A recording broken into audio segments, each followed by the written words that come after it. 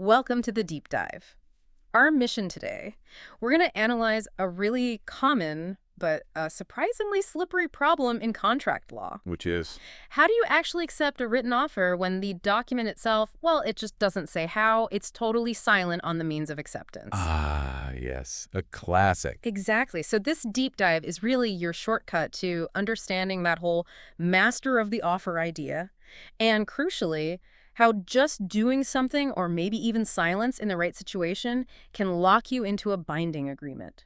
Okay, so to crack this open, we need a solid analytical path. We'll start with Professor Corbin's foundational rules, there are 3 of them, that govern the offer's control over acceptance. Right. And once we've got those nailed down, we'll apply them really rigorously, I think, to that key case, Fujimoto v. Rio Grande Pickle Company. We need to see exactly how the court found a binding contract there, just based on the employees continuing to work. Got it.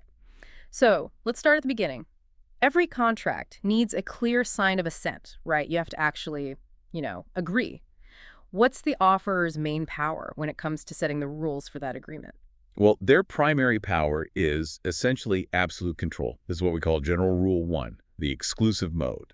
Absolute control? Pretty much. The offeror is truly the master of the offer. They get to dictate exactly how acceptance has to happen. And if they make that mode exclusive, that's it. How exclusive are we talking? Corbin, the big contract scholar, put it quite vividly. He said the offer can require that it shall be in any language and transmitted in any manner. Any manner. Like, seriously, the source material mentions acceptance by a smoke signal on a high hill. That sounds, well, kind of ridiculous for business. It sounds ridiculous, but yes, legally, absolutely. If the offer says clear as day, acceptance must be by carrier pigeon arriving before noon on Friday and no other method counts, then that is the only way. So even if I call them up 5 minutes later and say I accept? Nope, no contract. You didn't follow the exclusive mandated mode. The freedom to contract includes the freedom to set, well, even kind of weird rules for how the contract gets formed. Okay, that's clear for exclusivity. But, in the real world, offers aren't always that strict. What if someone just suggests a way? Maybe they say, please reply by email, but they don't use that strong language like only or must. Right, and that brings us to General Rule 2, the specified but non-exclusive mode. If the offerer suggests a way to accept, but doesn't explicitly make it the only way, then it's usually seen just as a preferred method, maybe for convenience.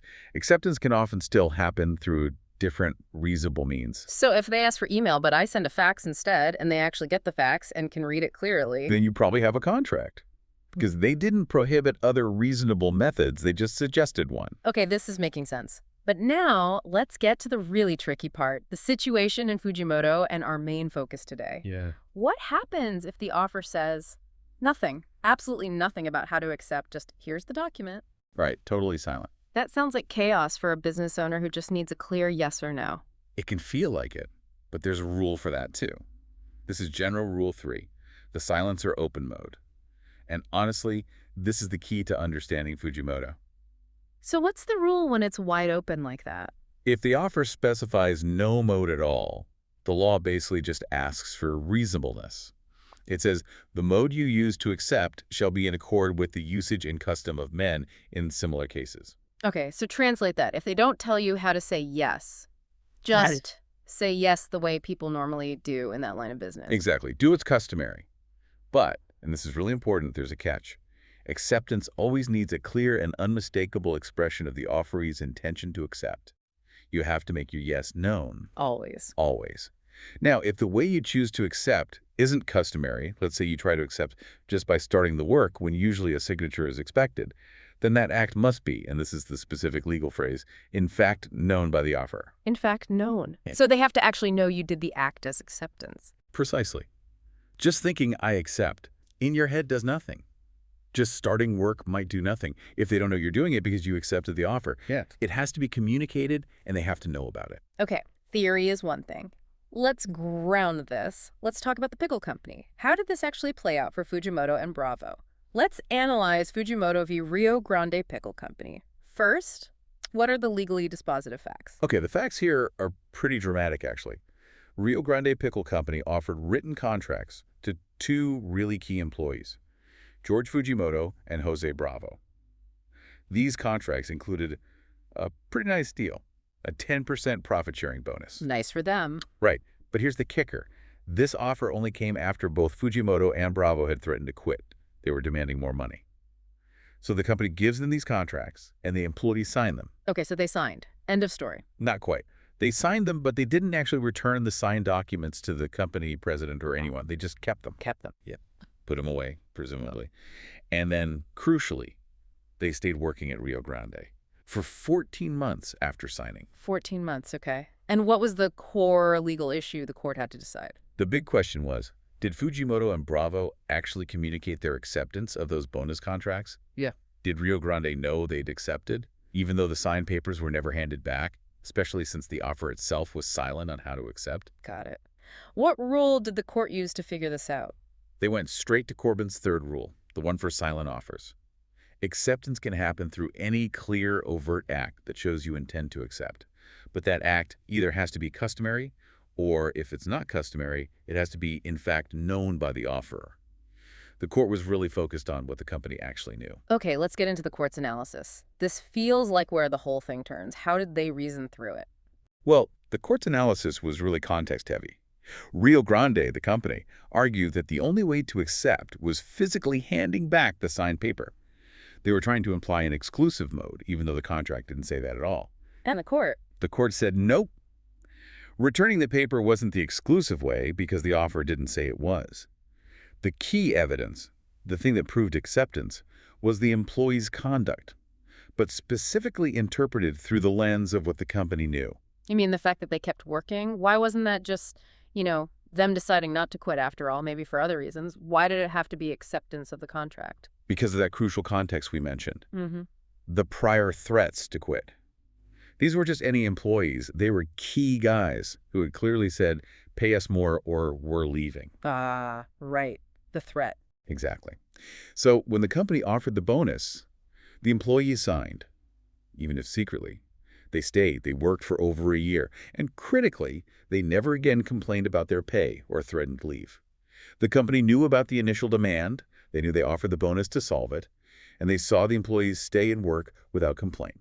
So the company couldn't really pretend they didn't know why they stayed? Precisely. Their continued work, given that history, was an unmistakable signal of assent. The company was fully aware that the bonus contract was the reason they didn't walk out.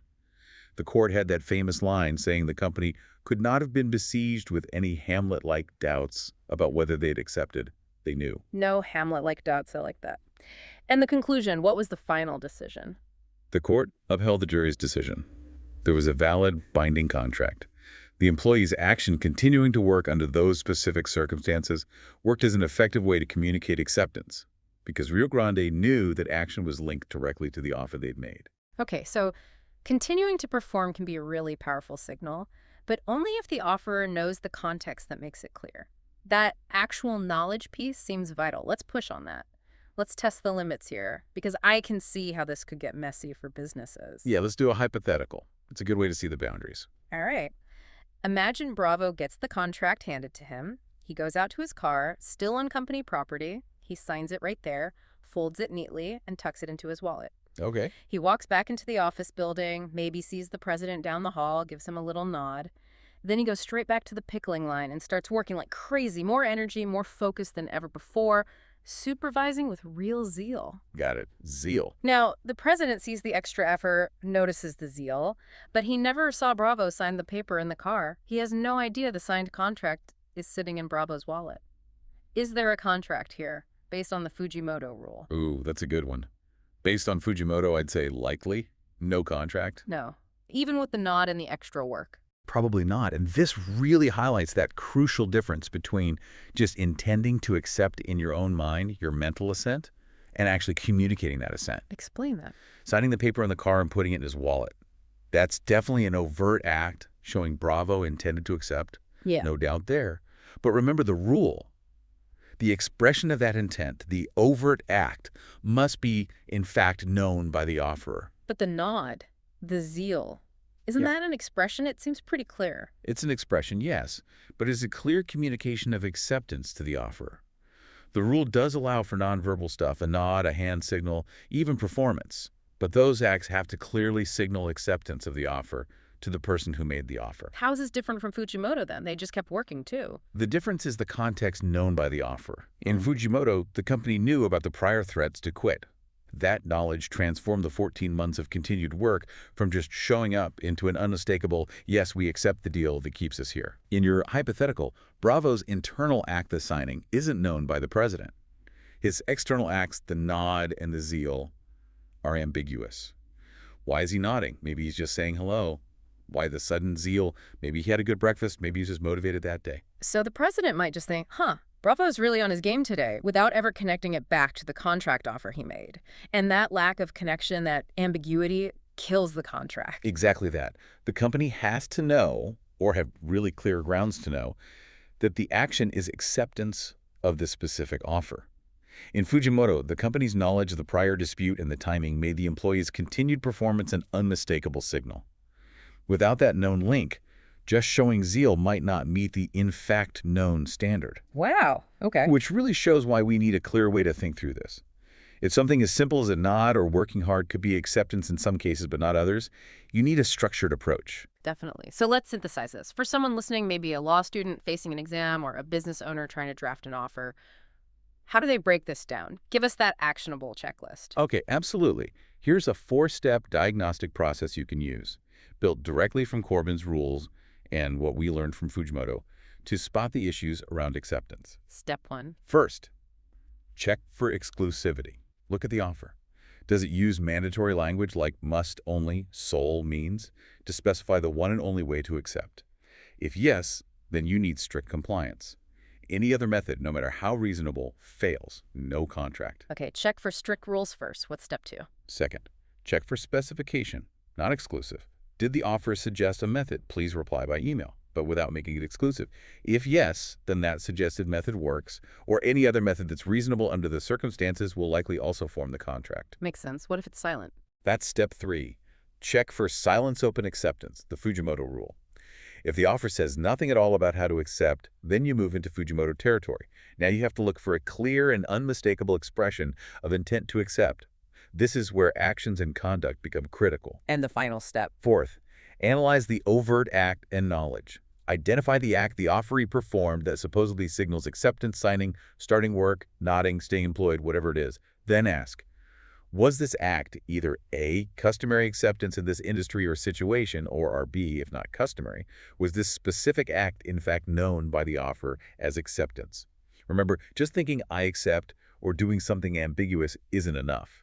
If the method isn't standard practice, that actual knowledge by the offer is absolutely key. That's a really clear framework. So let's bring it home. What does all this analysis really mean for you, the listener, in practical terms? I think the big takeaway is that communication in contract law isn't just about words on paper or spoken words. It's deeply about context, conduct, and what the other party actually knows. If you're making an offer, my advice is, don't leave acceptance open-ended unless you intend to. Specify an exclusive method if you want control. Protect yourself from accidentally being bound by conduct you didn't interpret as acceptance. And if you're the one accepting, If you're accepting, especially if the offer is silent, make sure your yes is clear. If you're accepting through conduct or some non-traditional way, don't assume they know. Make sure your acceptance, your overt act, is clearly communicated and known by the offerer. Don't end up like Fujimoto and Bravo having to go to court. You might think no paper means no contract, but the law looks at the whole picture, the entire conduct of both sides. okay, a really practical set of takeaways. Let's leave our listeners with a final provocative thought to chew on. Imagine the Fujimoto situation again. The employees sign and mail the contracts back. They arrive at Rio Grande's mailroom. A clerk receives them but accidentally misfiles them, so the president genuinely never sees the physical documents. The company, however, technically receives the acceptance. Does the president's lack of personal knowledge matter? Does the company's constructive knowledge, the fact that it should have known because the acceptance was received somewhere in the organization, satisfy that strict, in fact known, rule from Fujimoto? Really think about what it takes, legally and practically, to remove all those Hamlet-like doubts from the offer's mind, especially when the offer is a whole company.